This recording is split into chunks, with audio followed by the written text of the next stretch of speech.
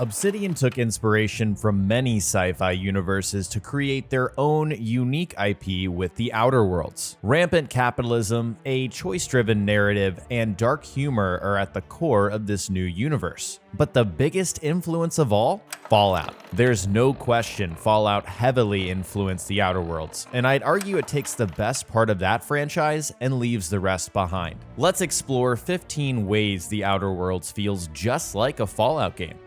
Player agency in a video game means having control over your actions, having your decisions then have consequences, and being able to anticipate those consequences before making those decisions. The Outer Worlds does all three of those very well. You are in the driver's seat, and the way you interact with the world is a lot like Fallout. Your player character in The Outer Worlds is not voiced, which means you can project your own inner dialogue, your thoughts, and your feelings onto your character. You're not playing as Geralt of Rivia, you're not Commander Shepard of the Normandy, and you're not the sole survivor in the Commonwealth. Which is to say, you're not different flavors of the same person. You are whoever you want to be. Just like any RPG, there is a basic template. You are a colonist that arrived in a new place ruled by corporations. But beyond that, you are whoever you want to be, and your choices shape the kind of person that you become. A big part of that is not having a voice protagonist. Not having a player voice lets you invent a tone, an inflection, and a purpose with everything that you say and everything that you do.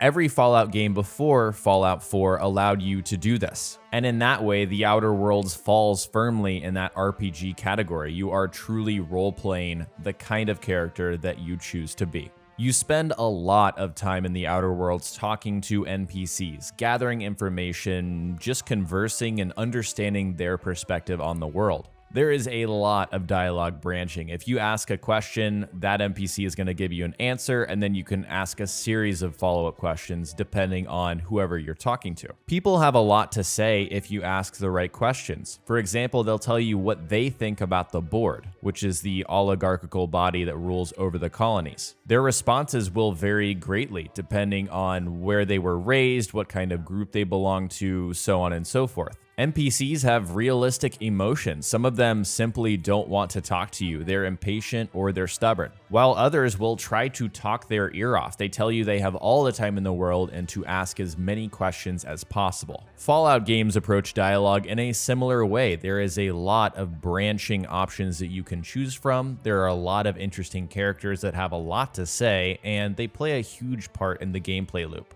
In The Outer Worlds, nobody judges you, but your actions do have consequences. It's a true narrative-focused, choice-driven RPG in that way. There's no karma system, which means nobody knows that you're a bad person unless they know that you've made evil decisions or you choose to do things in front of them. You can steal from everyone. You can be the worst kind of person and get away with it if nobody sees you do it. But if you're caught red-handed, word does get around and people will treat you differently. Fallout games have a similar consequence system. You are in a society, there are laws and rules. There was a karma system, but it didn't make a lot of sense because people that would have no chance of knowing who you are judged you based on your previous actions. The Outer Worlds throws a lot of obstacles in your way, but no conflict has a single path to resolution. You can talk, fight, sneak, hack, or pick your way out of almost any situation. Is the door locked and you're out of picks? There's probably another entrance you can sneak through. Does an NPC refuse to give you an item that you really need? You can intimidate them, but if your skill isn't high enough, you can also buy it from another NPC. Discovering these options takes time, patience, and exploration, and The Outer Worlds goes out of its way to reward players who do that. Fallout games also let you solve problems in a variety of ways. It's very rare that there's only one option for you to choose from.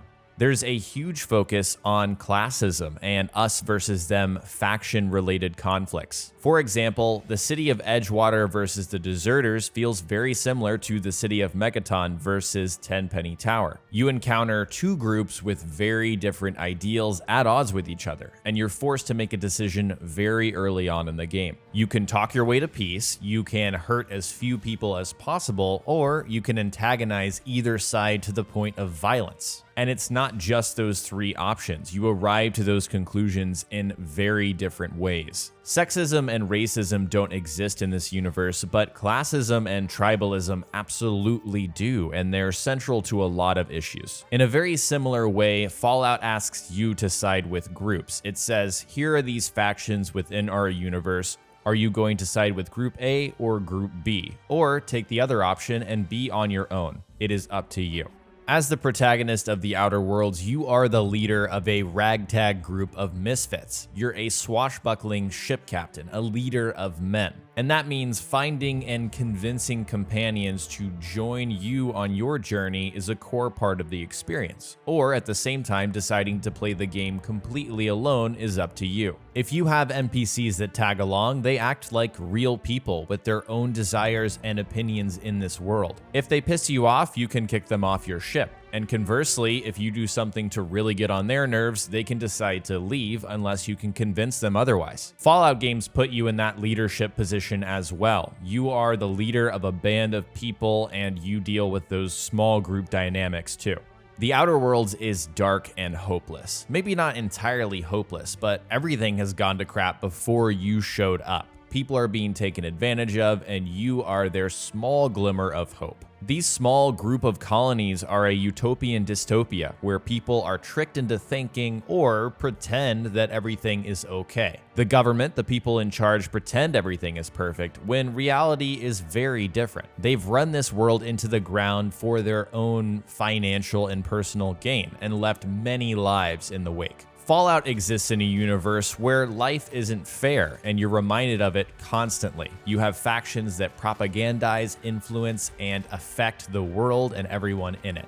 As a result, people are in terrible situations in the Outer Worlds. There are plagues, awful working conditions, and red tape bureaucracy that dictates the way people live. Long story short, the board has ruined people's lives by treating them like machines instead of human beings. Things are extremely bleak before you come along, and you have the opportunity to make things better, or if you're particularly evil, you can make them worse. Fallout takes place in a dismal world and forces the player to address awful situations just like the Outer Worlds. A lot of the times, there is no good option. There is bad and even worse. Facing those realities is a core part of the experience and lends to the overall tone of the world.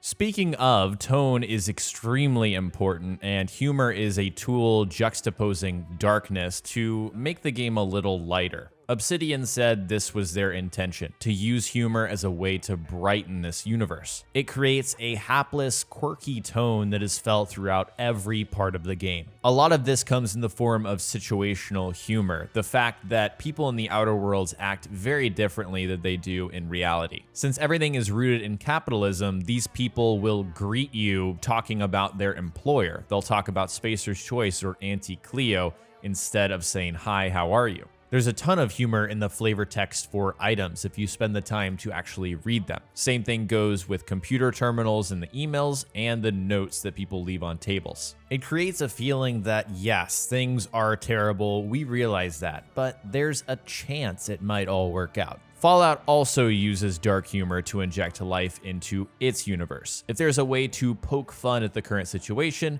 it's going to do that.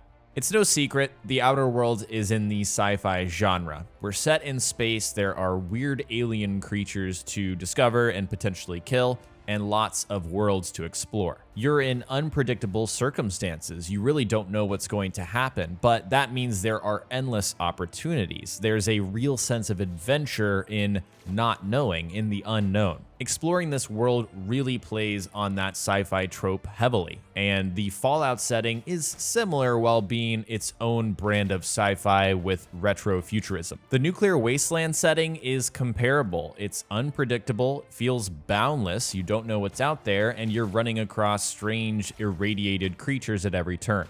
There are many surface-level similarities. First, there's power armor, laser weapons, and ridiculous hammers to whack people with. There are drugs with crazy effects that let you persuade people more easily. There's a series of weapons devised by a mad scientist out there for you to collect. The Outer Worlds leans on its sci-fi setting to give us quirky and unrealistic items. Fallout does the same thing. It uses its setting to give us creative items and weapons to go out and collect, and those create unique and interesting game mechanics for us to experience. The moment-to-moment action in the Outer Worlds is as follows. You're talking to people to gather information, you're taking on quests, you're exploring new areas, you're shooting enemies you come across, you're looting their bodies for valuables, you're upgrading your character with the loot you're finding, you're selling what you don't need, and on and on. The Outer Worlds has a consistent gameplay loop that reinforces everything this game is about. It's about taking your time, and Obsidian's attention to detail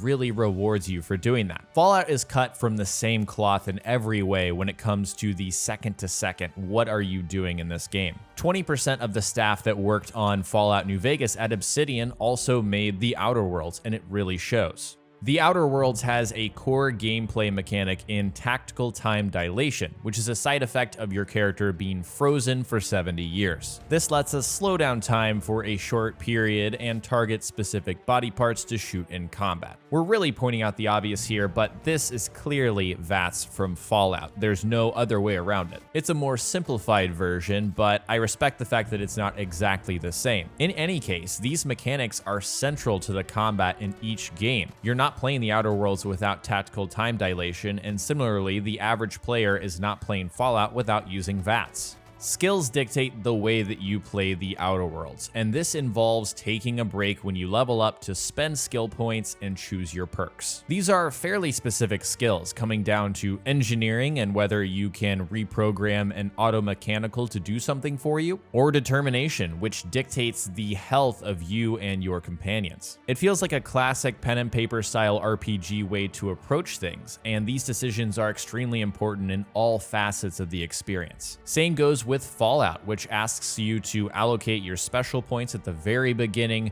choose your skills on level ups, and also grab perks that really shape the way you play. The Outer Worlds could be described as open world light. It has many large, detailed areas to explore, but not everything is strung together. But there's always something relevant and interesting to discover, and everything you see is designed with world building in mind. It all has a purpose to make you think about what you're seeing. It's a true example of quality over quantity, and this is something that Obsidian told us to expect from the very beginning. Now, I won't claim that Fallout isn't open world, because it absolutely is, but exploration is similar to the Outer Worlds to the point where it doesn't matter. Outside of indoor buildings and important hub areas, both games are wide open for you to explore. Pointing out that the Outer Worlds isn't true open world is really a moot point because these games play the same. The Outer Worlds is a fantastic game, and it's due in no small part to its heavy Fallout influences. It's immediately recognizable to anyone who has played a Fallout game, but that's not a knock on it in any way, shape, or form. The Outer Worlds manages to carve its own path in this RPG subgenre, and I'm positive that this new universe has a very bright future ahead. If you enjoyed the video, hit that like button and remember to subscribe and hit the bell so you don't miss another video. Check the description for links to my social media where you can stay up to date with all of my content and to join my community Discord server. Thanks so much for watching, and I'll talk to you next time.